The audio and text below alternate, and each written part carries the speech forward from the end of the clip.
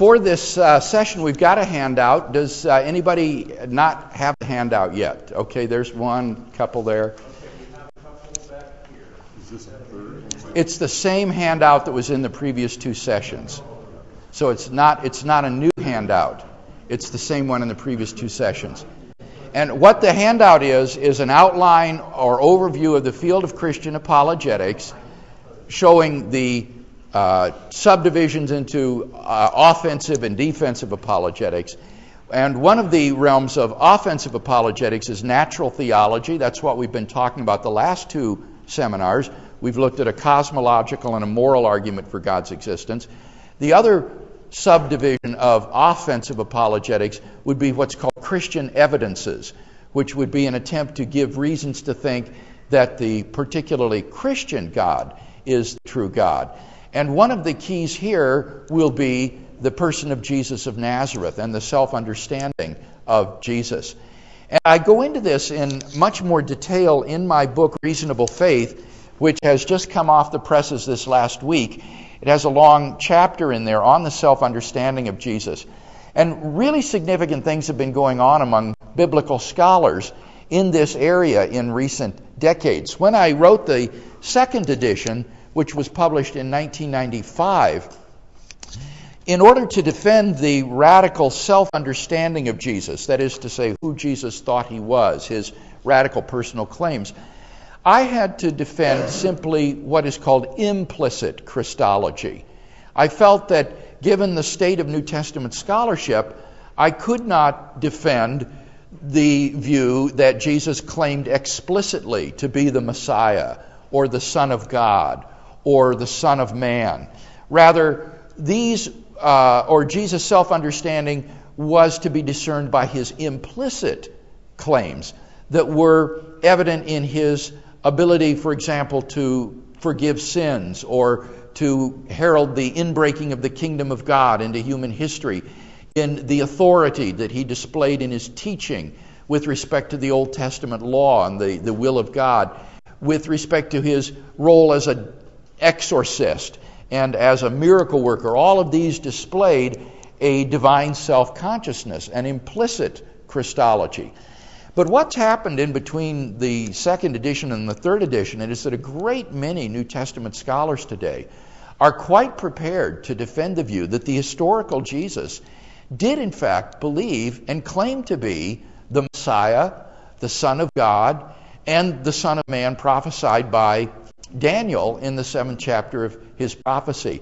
So in the book I go into much more detail about the developments in New Testament scholarship that have now made these explicit Christological claims once again very historically plausible. So this is an exciting day, not only in philosophy and in science, but also in New Testament scholarship with respect to the quest of the historical Jesus. Now what I want to do today is just briefly give a defense of some of Jesus' radical claims with respect to his consciousness of being the unique Son of God. Jesus' self-understanding as God's unique Son comes to expression in his parable of the wicked tenants of the vineyard, which is found in Mark chapter 12, verses 1 to 8. Mark chapter 12, verses 1 to 8. Now, one of the keys to this sort of defense of Jesus' radical self-concept will be to show that the words of Jesus to which one is appealing are authentic. That is to say, actually uttered by the historical Jesus. It does no good to quote passages like, "I am the way, the truth, and the life. No man comes to the Father but by me," because New Testament scholars will largely regard those words as inauthentic, as reflecting John's theology rather than the actual words and claims of the historical Jesus. So one will have to master the tools of New Testament criticism in order to use claims of Jesus that have a good plausibility of representing authentic words or sayings that were actually uttered by the historical Jesus. And the parable of the tenants of the vineyard is one such parable. it is recognized even by the radical critics in the so-called Jesus Seminar, who say that only 18% of the words of Jesus recorded in the Gospels are authentic. It is recognized even by them to belong to the authentic words of Jesus, because there's a version of this parable also found in the Gospel of Thomas, which is one of their favorite sources. And therefore, because it's independently attested, they regard this as an authentic parable.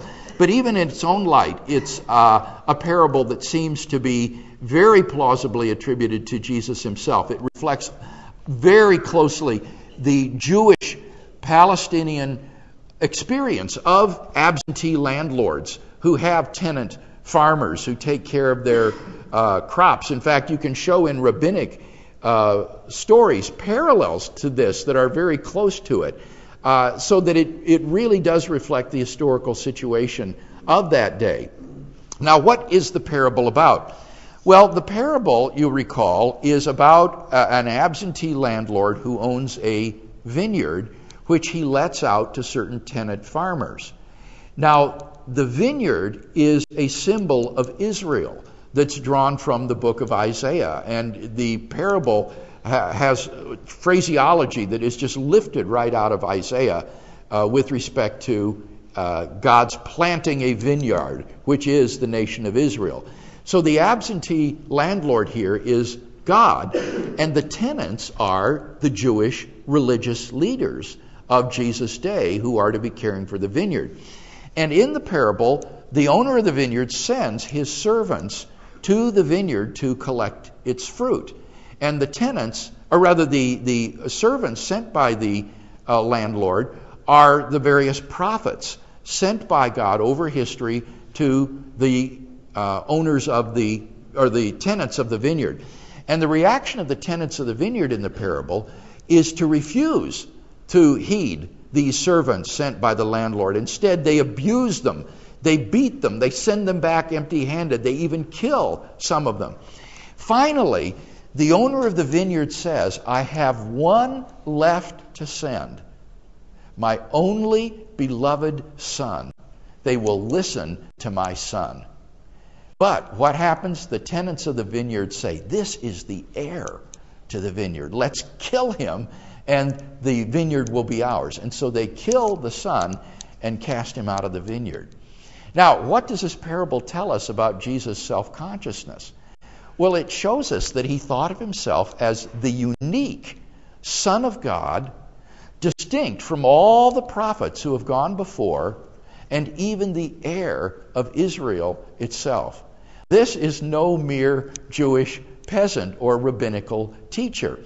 This is an extremely powerful demonstration of the radical self-consciousness of Jesus, because it shows that he thought that he was not merely some prophet. He was not merely the Son of God, in which Israeli kings were called God's sons, or even in wisdom literature, a wise man could be called a son of God. Rather, he is the unique Son of God, the only Son.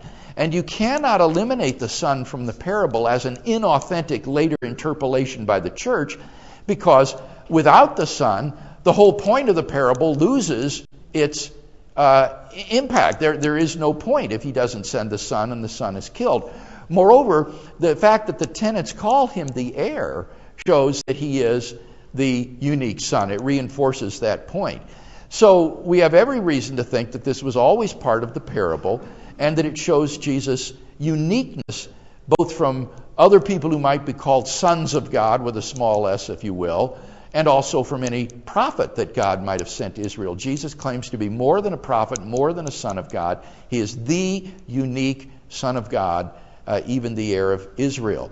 So this really is a radical demonstration of who Jesus thought that he was, that is very powerful, not only with skeptics, say, or unbelievers, who think of Jesus just as a human teacher or prophet, but also with Muslims, because Muslims are committed to the view that Jesus was a prophet, one of the greatest of the prophets, but superseded by Muhammad, a later prophet.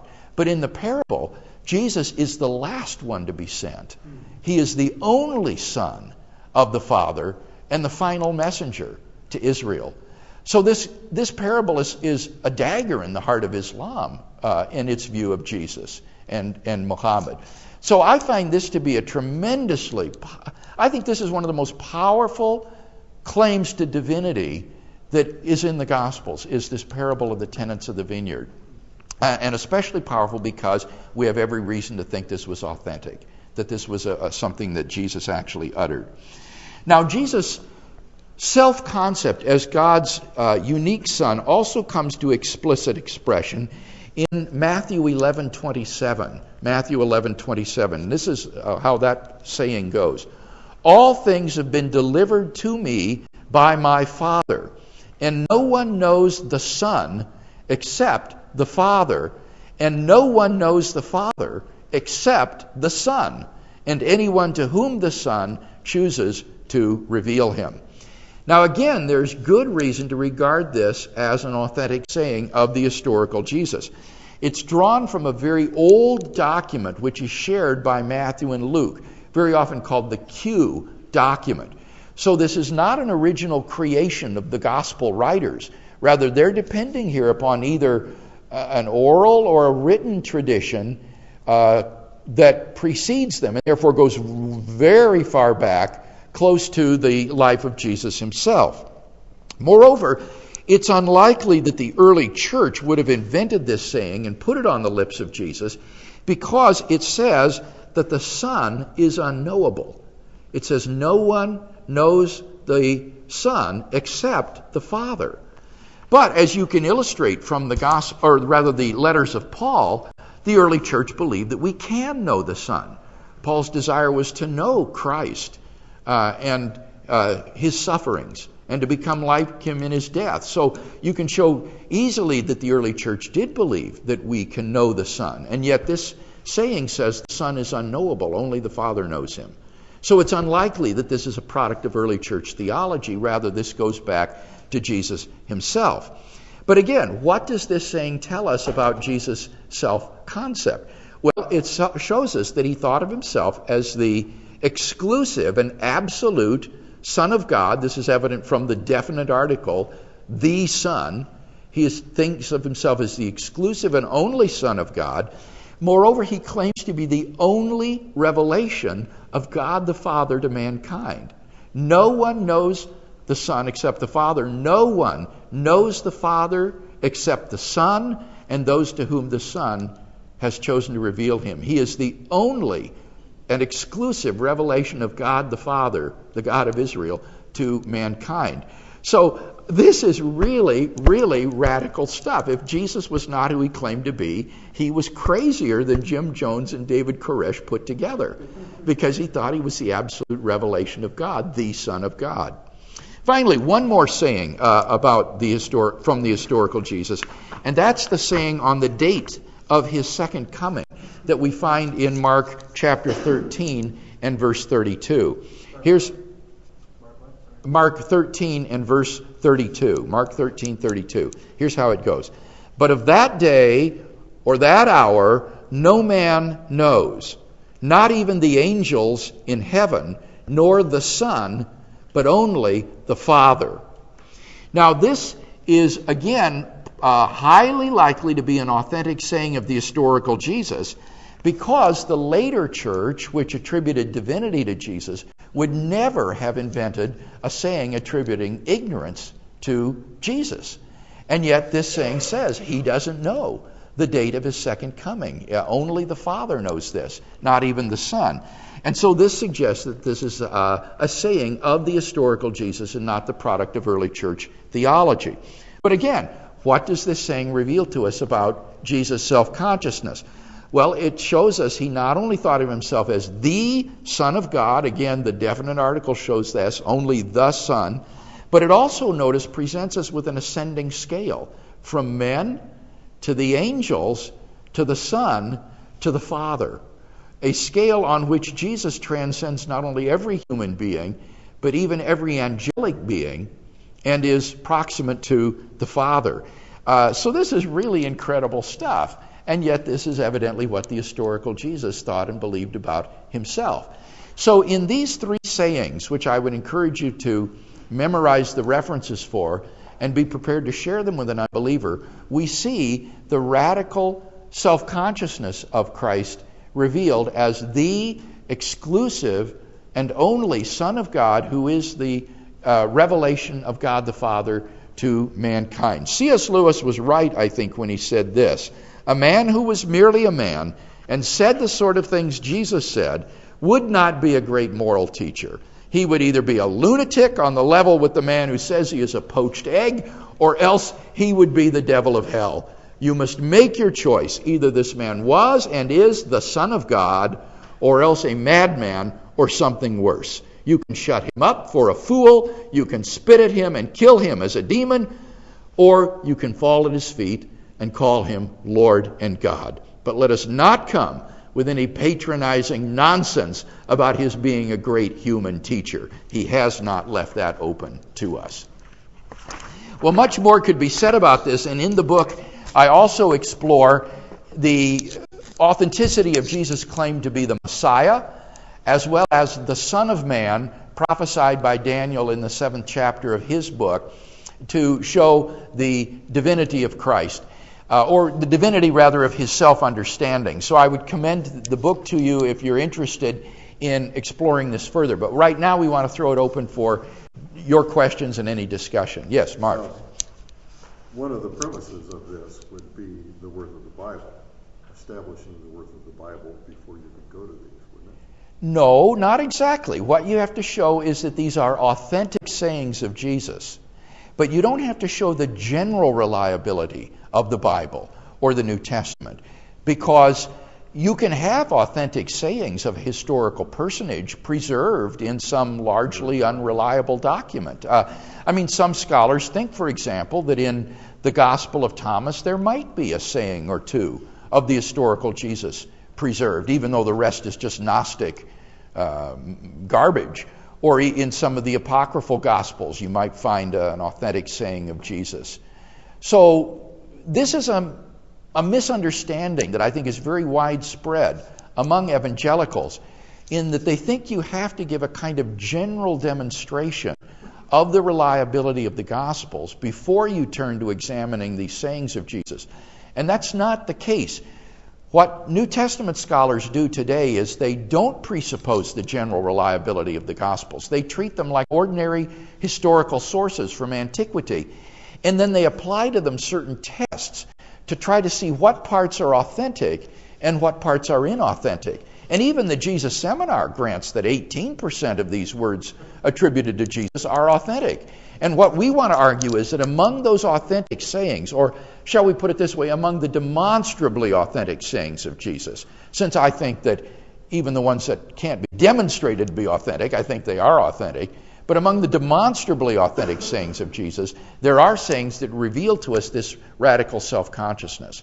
So we do have to do the spade work, but I tried to do a little bit of that with you here today to show why these sayings, these three sayings, ought to be regarded as authentic. Yes, in the back. I'm worried about the Matthew 11 passage, and I guess I'm wondering why we have to think Jesus is actually claiming to be the revelation of God, and why he can't just claim to be the one who uniquely has a certain kind of knowledge of God that he's passing on, revealing in that way. Well, because the saying implies there is no knowledge of God the Father apart from what Jesus gives. No one knows the Father except the Son and those to whom the Son chooses to reveal him. So it says right there that apart from the revelation of Jesus, there is no knowledge of God the Father. In fact, this makes me uncomfortable, because I would have thought, don't the prophets reveal to us God the Father? Aren't there other sources of revelation? But that's how radical this saying is, that Jesus says that there is no knowledge of God the Father apart from what the Son reveals. So it's a very radical saying. Yes? Would the miracles that he has performed also would attribute to his authenticity? Yes, and in the book I discuss the fact that New Testament criticism today recognizes miracles to belong to the historical Jesus. Once upon a time, it was thought that these miracles were reflections of pagan mythology. And you still hear this among the internet infidel crowd and the sort of free thought group, who are stuck in this scholarship of the 18th century. It was once thought that Jesus was being assimilated to ancient heroes and divine men like Hercules and others. And so miracles were attributed to him under the influence of Greco-Roman and other pagan myths. In fact, that has been completely abandoned in contemporary New Testament scholarship. It is recognized that the proper framework for understanding the historical Jesus is not pagan mythology. It is first century Palestinian Judaism. Jesus was a Jew and has to be understood as a Jew against that background. And in that context, his miracles are quite believable. The fact that he was a miracle worker is quite believable in the sense that, say, Oral Roberts or Catherine Kuhlman was a miracle worker. They're not making a judgment as to whether these were miracles. They would say that's something that we can't judge. But in the sense that he was a miracle worker, that he went about healing people, and that he was an exorcist, now belongs firmly to the portrait of the historical Jesus. And these miracles are significant not simply because Jesus thought he had the power to heal people and raise dead people to life, but also because these miracles were signs of the inbreaking of the kingdom of God in his person. The centerpiece of Jesus' proclamation was the inbreaking of the kingdom of God into human history. And the exorcisms and the miracles were signs that the kingdom of God was coming into human history in his person. So you're absolutely right that this is part of what I called implicit Christology that reveals to us the self-understanding of Jesus. Right. I'm not overly concerned with that because I think that the Bible is not a book on systematic theology.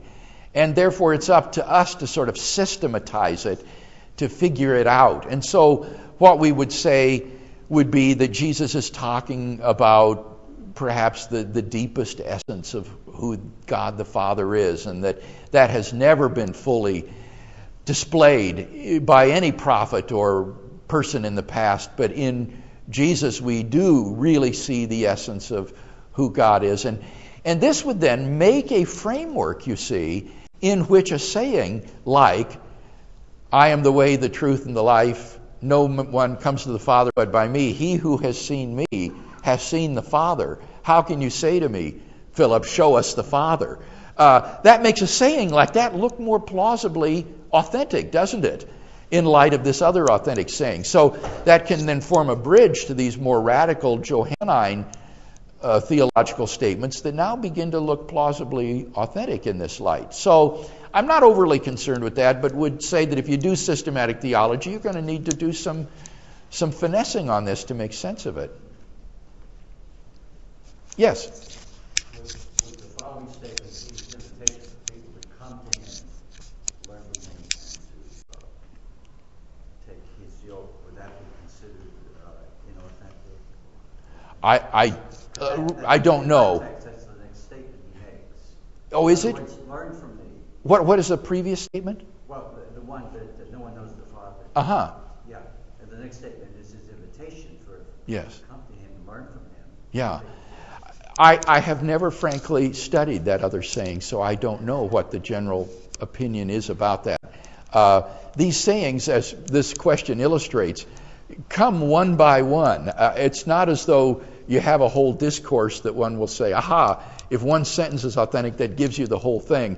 Every verse in the New Testament is a battleground today. And each one has to be fought for and gained one at a time. So I don't know the answer to that question. Yeah, but that would make the rest of the New Testament claims not in contradiction. Yes, you're right, because he's saying, I reveal the Father, so come to me and learn of me, and you will learn more about this. Yeah, good. Yes? I've always been bothered by the passage where Jesus doesn't know something. Right. Well, monarchianism, as I recall, was more a form of modalism, which is the view that there's only one person that God is, but that they they exhibit themselves, or he exhibits himself in different ways. Well, modalism is, as you said, monarchianism is the belief of one of the. Yeah, there's one highest God who reveals himself in different ways. But in any case, I think that what one wants to say here is that in the state of humiliation, as theologians refer to Jesus' incarnate state up to the time of his death, during the state of humiliation, he clearly was in a position where he had an ordinary human consciousness that didn't know everything. So I think it wasn't just the date of his second coming that Jesus was ignorant of. If you had asked him about auto mechanics or quantum mechanics, I don't think he would have known the answer to those questions either. Consciously. Now, the way I put this together with omniscience is to say that in Jesus' subliminal consciousness, he had knowledge of all of these things. But it wasn't in his waking consciousness. Human personality is much more than the surface consciousness that we exhibit. We have deep springs of our behavior in our subliminal consciousness, in our subconscious and unconscious. And we often will know things subconsciously that we cannot retrieve in conscious thought. And I think that it's not implausible to say that the incarnation involved the subordination of a lot of this divine knowledge in the divine subliminal of Jesus, and his waking consciousness exhibited an authentic human experience. And that explains, for example, how he can be really tempted, or how, as a baby, he can grow into a boy and increase in knowledge and wisdom, as Luke says he did. How he, as the book of Hebrews says, he learned obedience through what he suffered. All of those things would be understandable if we have this model of a consciousness and a subconsciousness. If you're interested in that subject, I've written on this in the book Philosophical Foundations for a Christian Worldview in the chapter on the Incarnation. Yes? You mentioned about some, in regard to Matthew 11:27, the document Q verifying that. Yeah. Have they found the document Q, and how did they verify it? Yeah, no, there hasn't been found any such document Q, and there may not be such a document. It's hypothetical. It's based upon the fact that Matthew and Luke used Mark as one of their sources. And so you could pull out of Matthew and Luke all the Markan stuff, all the stuff they got from Mark, and then look at what's left over. And what you'll have left over will exhibit a great deal of overlap between Matthew and Luke.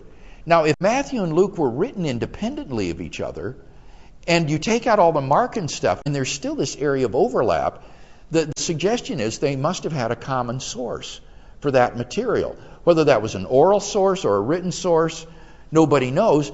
But the idea is that Matthew and Luke had another source in addition to Mark that they drew upon. And it's been called Q arbitrarily. And this would be regarded as a very early source of information. And in gospel studies, the further back you can drive to the life of Jesus by finding these sources, the better, historically speaking, your case for authenticity is, because the window of opportunity for legend and accretion narrows. So that's why that's significant. Now, this case for the existence of Q would evaporate if Matthew and Luke are not independent. It's not, I think, improbable that Luke may have used Matthew, in which case it would be that Matthew just borrowed this material, or rather that Luke just borrowed the material from Matthew as well as from Mark. But that's not the majority view today. The majority view is that Matthew and Luke are independent and drew upon a common source in addition to Mark. Was there another comment about that particular issue? Yes. Could that mysterious Q document be, say, Jesus himself, and not a document at all? Well, it wouldn't be Jesus himself. Well, you mean that he wrote them down? No, not that he wrote them down, but you said it could have been an oral tradition. Could that Right. oral tradition have been Yes, exactly. That's right. And so you have to phrase this carefully. Say it was Jesus himself would be to say that Jesus, wrote this down or wrote the document. We don't want to say that, but what you would want to say is what you just said, is that this is an oral tradition that goes right back to the sayings of Jesus himself. And is a say. Many people think it is just that. It is a saying source of sayings of Jesus that were memorized and transmitted orally, and then Luke and Matthew both draw upon this tradition and put it into written form. So that is quite right, what you're saying. And don't be misled by some contemporary people who think of oral tradition as like the child's game of telephone, where the message gets more and more distorted until it rapidly becomes nonsense. That's not the way Jewish transmission of traditions worked. In an oral culture like first century Palestine, the ability to memorize and faithfully transmit great bodies of material was a highly developed and highly prized skill. And in fact, the eyewitnesses were still around who could correct any departures from the authentic tradition. So in one sense, it's not even what is called oral transmission, it's what's called oral history, where the original people are still there to say, no, that's not what he said, you got it wrong, and to correct it. Any other question? All right, well, okay, one more and then we'll close. This is a little off the point, but it's connected. I don't know the answer to that. I've often puzzled over that too. But what Christ does seem to rejoice in there is that God has hid it from the proud and those who esteem themselves something, and he's revealed it to the babes and the humble. And I think that Jesus delights in this because it is those who are poor in spirit and contrite in heart who are the ones that find God and come to know him, not the proud and the boastful and the self-righteous. So I think he delights in that. But beyond that, I'm not sure what to say. It does seem to me that other parables, like the parable of the Pharisee and the publican who go in to pray, and the Pharisee congratulates himself on all he's doing, whereas the publican won't even lift his eyes to heaven, but just says, God, be merciful to me, a sinner. And Jesus says, this is the man who went away righteous, not the first. He delights in the fact that the humble and the contrite come to know God. Well, again, if you're interested in learning more about these radical claims of Jesus and his radical self-concept, have a look at the chapter in Reasonable Faith, or go to the website reasonablefaith.org. And just let me close by saying what is especially significant is that the radical personal claims form the historical context in which the resurrection of Jesus occurs. And they provide the interpretive meaning of the event of the resurrection. If this man, who claimed to be the absolute revelation of God the Father, has been raised from the dead, then this is a radical, public vindication by the God of Israel, who was allegedly blasphemed by Jesus, that these claims were in fact true. So like a hand in a glove, the radical claims of Jesus and the resurrection go together to vindicate the radical self-understanding that Jesus had. That's all in your book. That's in the book.